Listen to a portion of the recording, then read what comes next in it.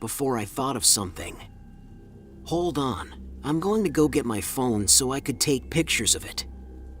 "I'll be right back," I said, hurrying back up the steps. Thankfully, he stayed. I rushed to my room and got my phone and keys, then went to the front door. But before I left, I quickly went over to the duffel bag and opened it just to make sure I wasn't wrong. Inside the bag there were no tools, at least not normal ones. I didn't know what they were and I didn't have time to figure it out. I heard him coming back up as I rushed out of the house and into my car, driving away. I called the police as I drove to a parking lot nearby. What happened after this still bothers me every day. My landlord was still there when they showed up. However, the duffel bag he came with was not. They never found it. Through everything, all that ended up happening was I was able to move out without having to pay the fee of breaking the lease. Him showing up randomly and being creepy or even inviting himself and wasn't enough to do anything. I of course took the deal though, moving out right away.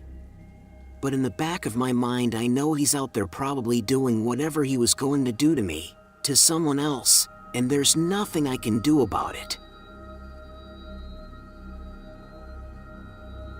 It is a fairly young adult. I had just purchased my first home. It was a small house on the outside of town, and I hoped to do some renovations over the years and then sell it for a profit. I was also just excited to have my own space for once. The previous owner had left the house completely empty, with no furniture or personal belongings left behind. I was moving from a one-bedroom apartment, so I had barely enough things to even fill a single room. I was able to complete the whole move in half a day, though in the end the house still looked really empty, which I knew it would, but it was kind of weird to live in a somewhat empty house. The first night was good, but I had some trouble sleeping due to some noises the house was making. It was a pretty old place, being nearly 70 years old. It had a few renovations done, but the frame was probably just creaky and weak.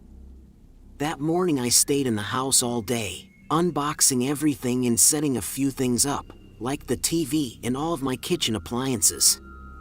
By 8 p.m., I felt the relief of doing everything I needed to do for the day, and I sat back and turned on a movie.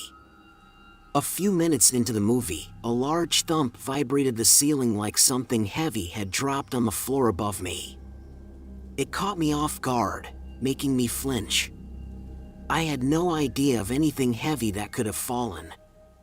I went upstairs and took a look around, but the few things I had in the rooms were just as they had been when I set them up. It was such a loud sound though. I mean, I even felt it vibrate the house, so I knew it happened, but I had no idea what it came from.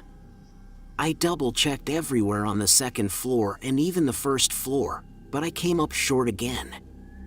I went back to the movie, but the sound still lingered in my mind and even made me wonder if there was some sort of major problem with the house that I didn't know about. Once the movie was over, I shut everything off and dragged myself to bed. When I woke up, though, I was confused. It was the middle of the night and there was a rhythmic creaking noise coming from the hallway.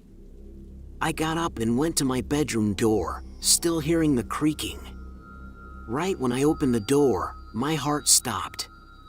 The attic door was hanging down, swinging back and forth as if it had just been opened, and there was a ladder coming down from it.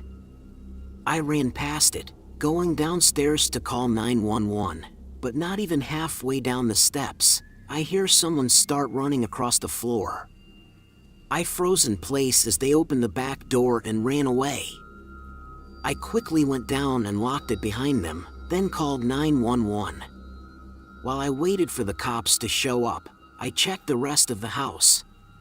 Just to be safe, I climbed the old ladder up to the attic, seeing a surprising amount of things: furniture, boxes, trash, all looking really old. When the cops got there, they said it was most likely someone living in my house while it was vacant. They assured me that they were probably gone for good.